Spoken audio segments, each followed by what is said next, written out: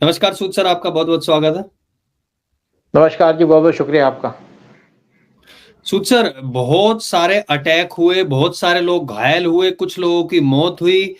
जैसे कि जो इज़राइल है, उसने ऐसा अटैक किया है जिसके बारे में अभी तक वो सामने आके उन लोगों ने एक्सेप्ट नहीं किया। लेकिन pager, walkie-talkie, solar system, electronic devices और तो और गाड़ी के रेडियो सब पर ऐसा अटैक किया है, एक ही टाइम पर हज़ारों की तादाद में जो डिवाइसेज़ हैं, उन पर अटैक हुआ और लोग जख्मी हो गए हैं। तो क्या कारण है और कैसे किया गया है इनके द्वारा? और जो भारत में भी खतरा अभी इस टाइम पे दिखाई दे रहा है, उसके बारे में भी चर्चा करेंगे। लेकिन पहले क्या लगता है आपको, ये कैसे किया इन लोगों ने और कहाँ पे सफलता इनको मिली और ये कहाँ पे जो लेबनान के जो लड़ाके हैं, उनको विफलता मिली? देखो, इज़राइल की जो मोसाद है, वो वहाँ लड़ाई कर रही है सर्वाइवल की। इज़राइल के सर्वाइवल की बात है और इज़राइल इसलिए बड़ा ऑफेंसिव है इन चीज़ों के ऊपर। इज़राइल को पता है कि अगर मैं इसको नहीं मारूँगा तो ये मुझे मार देगा। तो इज़राइल इसलिए अब जो है ना वेट नहीं कर रहा। जैसे इज़राइल ने बहुत साल तक लेबनान में कुछ नहीं किया या हमास के खिलाफ कोई एक्शन नहीं लिया। हमास ने ऐसे इज़राइल को शो किया कि उनके साथ वार नहीं चाहता, पीस चाहता है। इज़राइल शायद उनकी बातों में आ गया। जो उनके इन्होंने बातें सुनी, मोबाइल फ़ोन पे जो आपस में बात करते थे, उससे इज़राइल को मिसलीड करते रहे और फिर भी इज़राइल को लगा कि यहाँ से नहीं, दूसरी तरफ से अटैक हो सकता है। तो और इन्होंने हमास ने अक्टूबर 7 को एक सरप्राइज़ अटैक दिया और अटैक क्या था?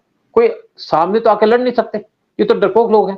इन्होंने वहाँ के सिविलियंस को मारा, 1200 सिविलियन को मारा, कुछ को 100 को वहाँ पे किडनैप करके ले गए और इज़राइल ने उसके बाद उनके साथ वॉर डिक्लेयर कर दिया और वॉर डिक्लेयर करके कम से कम 60,000 अभी तक जो लेबनान में लोग हैं मारे जा चुके हैं। हमास के जो लोग मारे जा चुके हैं और देखा जाए तो 60,000 जिहादी मारे गए। इज़राइल ने बदला अच्छा ले लिया, लेकिन इज़राइल को पता है कि मैं रुकूंगा नहीं, अगर रुक गया तो फिर ये अटैक करेंगे और इज़राइल ने इस टाइम पे एक नया तरीका ढूंढा है। साइबर क्राइम की बात की है उन्होंने, साइबर सिस्टम से उन्होंने इस पे अटैक कर दिया।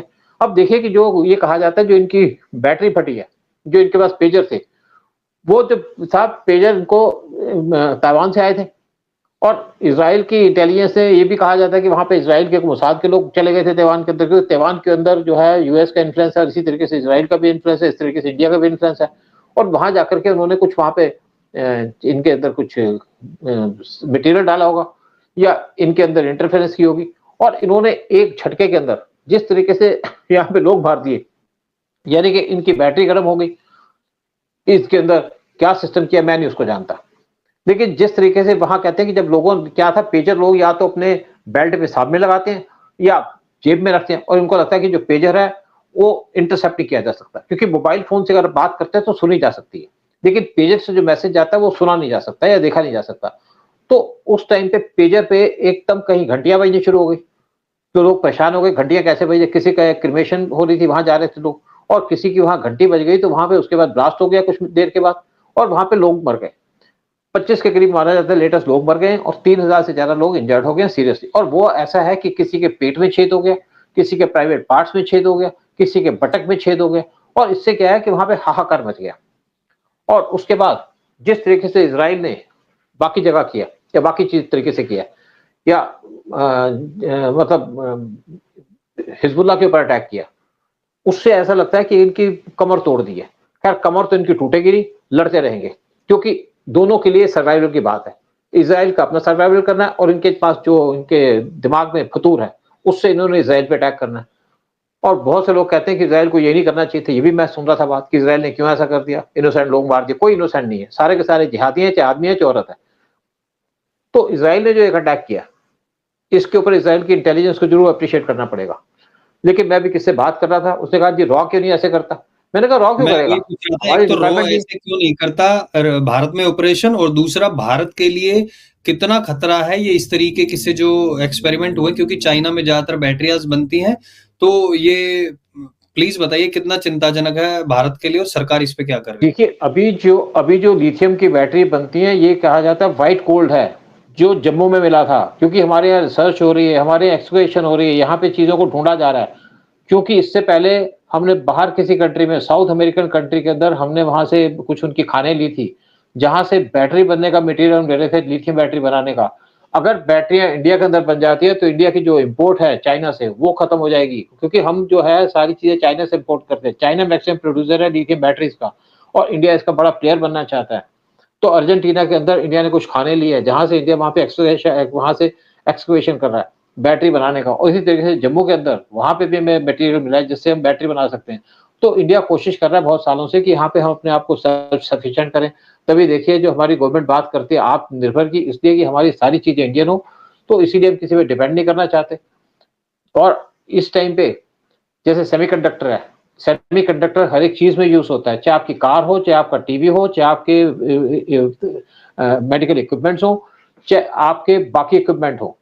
तो उसका भी काम जो है अडानी ने शुरू कर दिया है। अडानी एक इजरायली कंपनी के साथ मिलकर के इंडिया के अंदर इंडिया के अंदर सेमीकंडक्टर बनाने की बात कर रहा है। $10 बिलियन का खर्चा किया है। इससे पहले $15 बिलियन टाटा ने खर्च करके यहाँ पे फैक्ट्री एस्टेब्लिश करने का काम किया गुजरात के अंदर। तो इंडिया इन चीजों में सेल्फ सफिशिएंट होना चाहता है, और ताकि इंडिया की डिपेंडेंस चाइना पे खत्म हो जाए।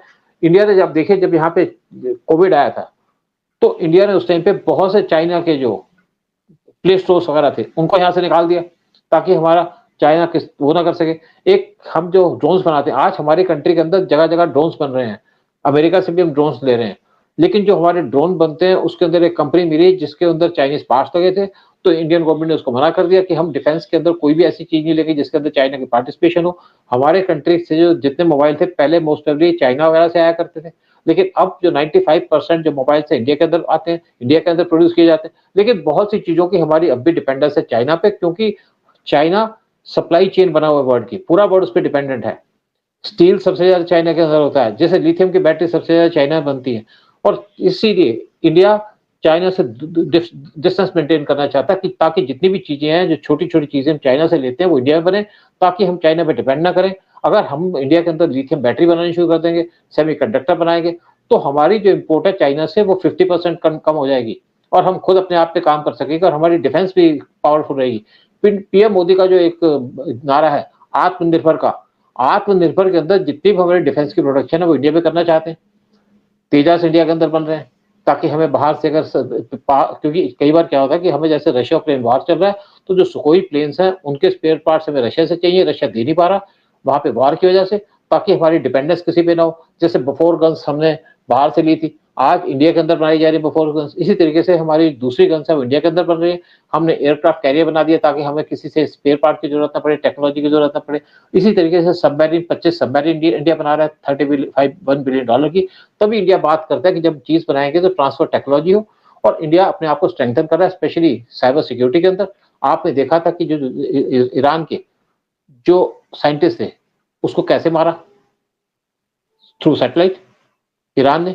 और इसी तरीके से जो हमारे जनरल बिपिन रावत थे उसको उसका मर्डर किसने किया, वो किया था चाइना ने, सैटेलाइट के थ्रू सारे सिस्टम जैम कर दिए थे। तो इंडिया इसीलिए कोशिश कर रहा है कि हम आत्मनिर्भर रहे, चाइना पे डिपेंड ना करें, क्योंकि चाइना कुछ भी कर सकता है। कोविड वर्ल्ड में फैलाया तो चाइना ने फैलाया, किसी ने क्या चाइना के खिलाफ आवाज उठा दी, कोई नहीं उठा पाया आवाज, जबकि सब जानते हैं कि चाइना से कोविड आया था। तो इस टाइम पे जो, लेकिन दूसरी बात जो ईरान ने जो इस टाइम पे इसराइल ने किया वो उसने सेल्फ डिफेंस के ऊपर किया। और जैसे बात कर रहे थे आप रॉ क्यों नहीं कर सकता, देखिए हमारी रिक्वायरमेंट वो नहीं है, हमारी इसराइल वाली सिचुएशन नहीं है। इसराइल छोटी सी कंट्री है, छोटी पॉपुलेशन है, लेकिन वो टैक्स आप जो उनकी टेक्नोलॉजी है, टैक्स सेवी है, वो हाई टेक्नोलॉजी उनके पास, और वो टेक्नोलॉजी इंडिया से भी शेयर करने को तैयार है। अगर इंडिया को कल जरूरत पड़े, जैसे हम इनके साथ सेमी कंडक्टर बना रहे हैं मिलकर के, अगर इंडिया को जरूरत पड़ती है इसराइल से, तो इसराइल इंडिया की मदद करेगा, की है पहले भी। 1990 का जो वार हुआ था कारगिल का 1999 में, उस टाइम इन्होंने स्मार्ट बॉम्ब्स दिए थे। जो हमारे जितने भी इक्विपमेंट है डिफेंस के, मेन इक्विपमेंट जो हमें मिलिटेंट से लड़ने के लिए जरूरत पड़ती है, नाइट विजन इक्विपमेंट, सारे के सारे हमें इसराइल से मिले। तो इसराइल ने जो किया इंडिया कर सकता है, लेकिन हमारी वो जरूरत नहीं है, हमारी रिक्वायरमेंट नहीं है। हमारा दुश्मन पाकिस्तान है, पाकिस्तान से डील करने के लिए जो टेररिस्ट आते हैं यहाँ पे, हमने यहाँ पे सर्जिकल स्ट्राइक कर दी थी। अगर हमें इस टाइप की जरूरत पड़ेगी तो हमारे पास टेक्नोलॉजी है। आज इंडिया सबमरीन बना रहा है, प्लेन बना रहा है, आज इंडिया एयरक्राफ्ट कैरियर बना रहा है। तो देखिए हमारी आज सबसे ज्यादा मिसाइल लॉन्च होती है वर्ल्ड के अंदर, नई नई मिसाइल ला रहे हैं, लॉन्ग रेंज की मिसाइल चल रही है, तो हमारे पास टेक्नोलॉजी है और उसका फायदा भी उठाना पड़ेगा हमें। लेकिन जो आज काम इसराइल ने किया हिजबुल्लाह के खिलाफ या हमास के खिलाफ जो काम करने जा रहे हैं, अप्रिशिएबल है। मारे कौन गए? जिहादी।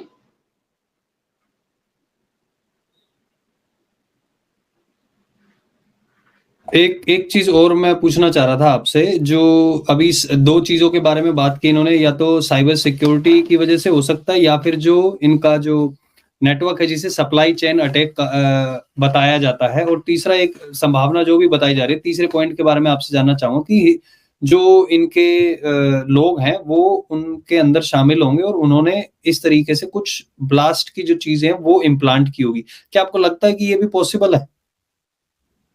देखिए, पॉसिबल सारा कुछ है, लेकिन इज़राइल के एजेंट सब जगह बैठे हैं, इंडिया में भी हैं। लेकिन इंडिया में जो उनके एजेंट्स हैं, वो इंडिया के खिलाफ नहीं काम करेंगे, इंडिया के फेवर में काम करेंगे, इंडिया को हेल्प करेंगे। लेकिन उनका जो मेन कंसंट्रेशन है, वो है इस्लामिक कंट्रीज़ के अंदर। आप देखिए किस तरीके से ईरान के प्रेसिडेंट का मर्डर हुआ।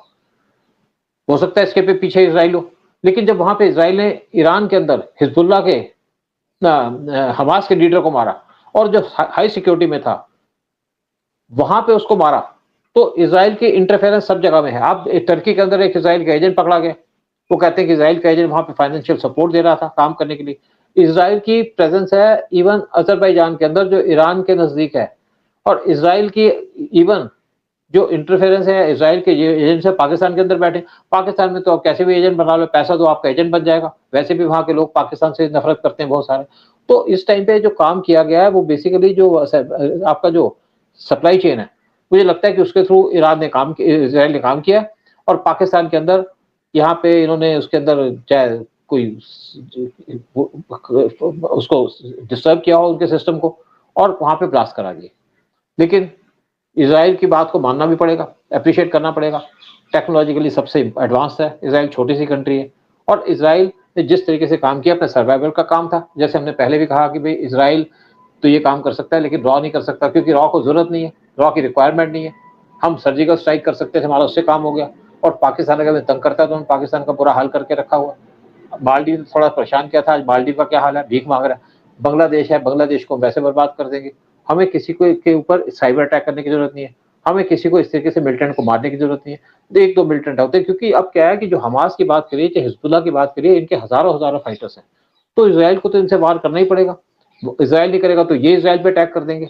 तो इसलिए इसराइल अपने सर्वाइवल के लिए कर रहा है। हमारा सर्वाइवल उस टाइप का नहीं है। हमारा जो मेन अटेंशन रहती है, वो रहती है हमारी ट्रेड के ऊपर, बिजनेस के ऊपर, क्योंकि हमने इतनी बड़ी पॉपुलेशन को पालना है, एम्प्लॉयमेंट देनी है। तो बिल्कुल, इसलिए वॉर से अब तो देखिए, खाना-पीना नहीं दे पाएँगे, सही बात है। देखिए दूसरी बात है कि इंडिया ने रॉन ऑपरेशन किया था पाकिस्तान के टुकड़े करने का, बड़ा स्विफ्ट ऑपरेशन था, 13 दिन में वार खत्म कर दिया।